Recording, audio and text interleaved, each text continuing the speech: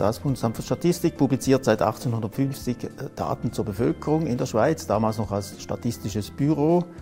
Zur Zeit vor 1850 gibt es wenige Daten, insbesondere auf Stufe der Gemeinden. Und Martin Schuler hat in seinem Projekt genau diese Daten erhoben, recherchiert und zusammengestellt in einer intensiven Zusammenarbeit mit den Archiven. Und in einer intensiven Zusammenarbeit mit dem BFS liegt nun eine umfangreiche Publikation zu dieser Zeit vor.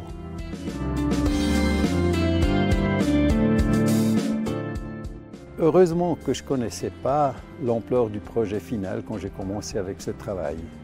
Au début, il y avait plusieurs questions scientifiques, dont une qui concerne le recensement de la période de la République helvétique de 1798.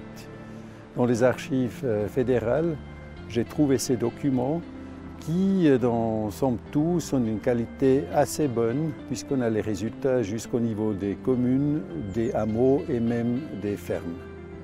Ensuite, j'ai étendu mes recherches sur les recensements avant et après 1798.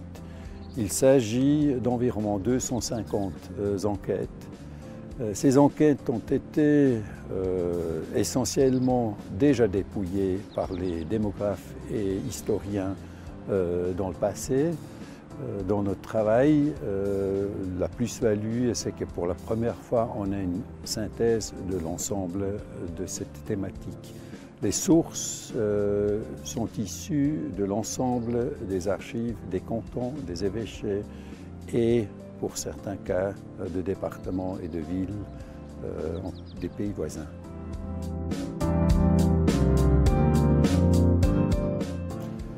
En somme, un tel travail peut être fastidieux et répétitif. Par contre, en travaillant là-dessus, ce qui est intéressant, qu'on trouve des régularités, qu'on trouve des exceptions, et l'analyse de ces phénomènes est fascinante. Les résultats eux-mêmes montrent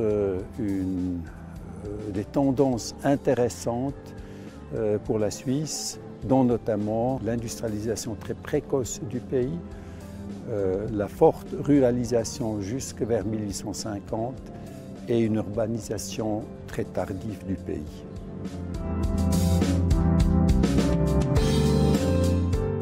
Die Karten haben wir mit Magda Schuler und der Firma Microschis erarbeitet.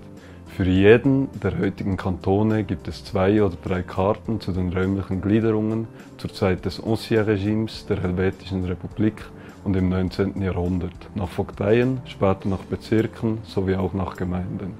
Andere Karten zeigen die Bevölkerungsentwicklung nach Gemeinden über 8 Perioden seit 1630. Die Karten zeigen leicht verständlich die komplexen historischen Ereignisse und Entwicklungen im räumlichen Kontext.